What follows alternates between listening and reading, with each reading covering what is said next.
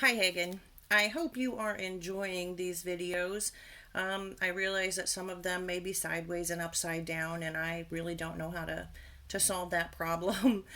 You can see that I'm trying to come up with some creative ways to hold the camera still so that I can still do the problems with you.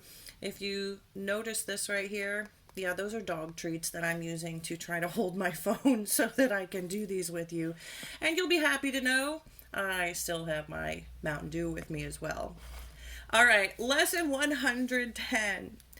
We're going to talk about multiplying decimal numbers again, except this time we're going to have to use more with the zeros or add more zeros in. So when we multiply decimal numbers, we follow that rule that we talked about where we first multiply, then we count.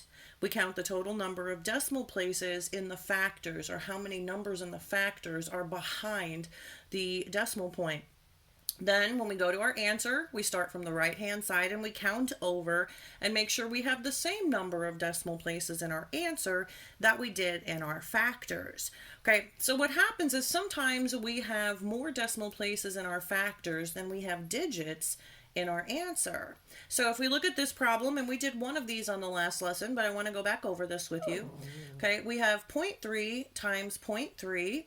Okay, so we take 3 times 3 and we get 9. I have nothing left to multiply. So now I have to count decimal places. So I have 1, 2. Well, I only have one digit in my answer, but I still have to count over 2 decimal places. 1, 2. So I put my decimal here. What's missing is a number right in front of the 9. Okay, so to complete that multiplication, I'm going to have to fill that empty place with a 0, which is shown down here. So I would put a 0 in front of that 9, and then I would have my answer 0.09. Okay, if I wanted to write that out as a fraction problem, then it makes a little bit more sense. So I have 3/10 times 3/10. So 3/10 times 3/10. When I do that multiplication, I have 3 times 3, which gives me 9. I have 10 times 10, which gives me 100. So my answer is 9 hundredths, which is what I have as an answer if I add the extra 0 into my decimal point here. I'd like to go ahead and add one more problem to this, and we see that in this example where it says multiply 0.12 times 0.3.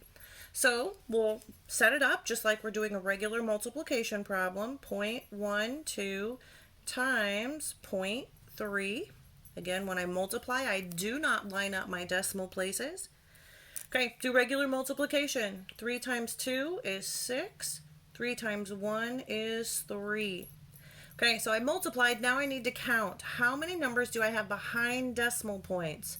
1, 2, 3. That means I need 3 numbers behind the decimal point here. So I start here. 1, 2, 3. That's where my decimal point is going to go. But I have a missing number right in here. So I have to fill that in with a 0. So the answer to that problem is 0.036. All right, have a great time working on this lesson.